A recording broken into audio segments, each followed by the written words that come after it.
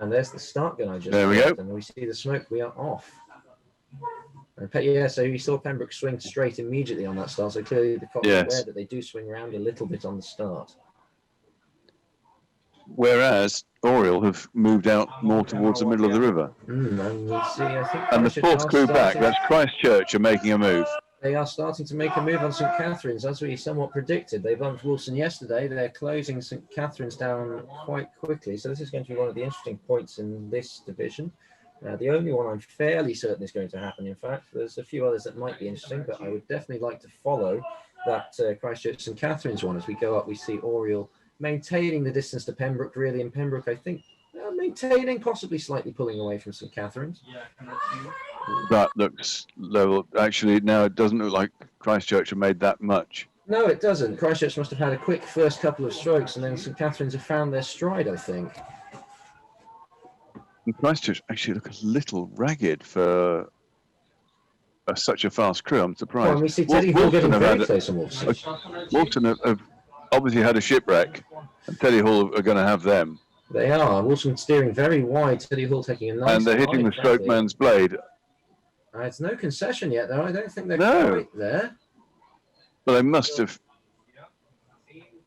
How did they manage not to hit? I'm not sure. I think the parallax on the camera is confusing us slightly. They must not quite close. Wolfson's steering away now, so they clearly know that Teddy are there. And then the red bucket hats from Balliol. I still haven't seen an arm come up from the Wolfson Cox. We see Pembroke pretty much. That's Pembroke again.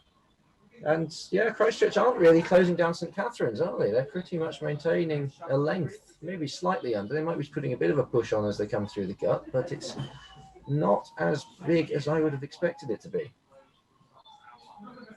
How much quicker is the water in the gut than the wider bit of river? Do you feel it here? You don't feel it so much, but it is definitely noticeable. You do notice the boat slow down and the crew behind start to catch. And we see Teddy half bumped. That's definitely got to be a bump. That's Wolfson getting snaffled, isn't it? Wolfson want to get themselves moving, otherwise they're going to be caught by Balliol as well if they don't get on with it.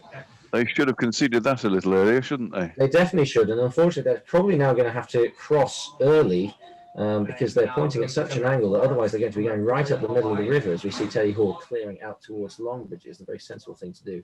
Oriel looking quite comfortable here at the top of the division, I have to say. That looks relaxed. It does look very relaxed. Pembroke comfortably holding St Catherine's but not really putting Oriel under any pressure, and Christchurch crossing very early, I have to say. Yeah. They must know something we don't. But Phil asked me in the last session, what does good rowing look like? And I would say Oriel. That really does look good. And Pembroke are in danger of getting caught. They look like they went to try and catch Oriel and are fading somewhat.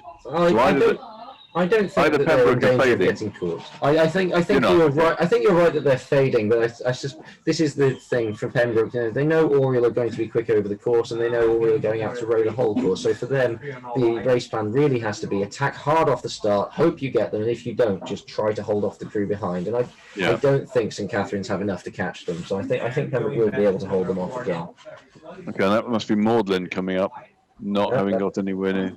No, Magdalen have not caught Keeble, and we come along back outside. St Catherine's still just over a length behind Pembroke, it looks like. I think that all three of these crews are going to make it quite comfortably up to the finish. Christchurch not near them, most significantly. Clearly dropped back. They've disappeared again.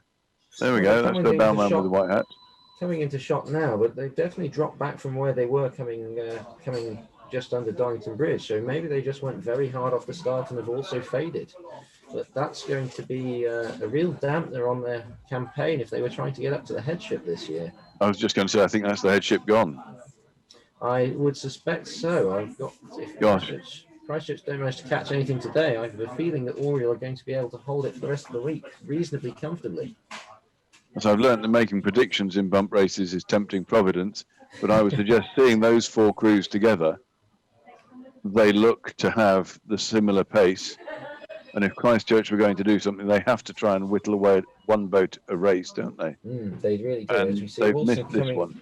We see Wolfson coming into the shot. Now, how close have Balliol managed to get to Wolfson after that entanglement they had with Teddy Hall? Not very.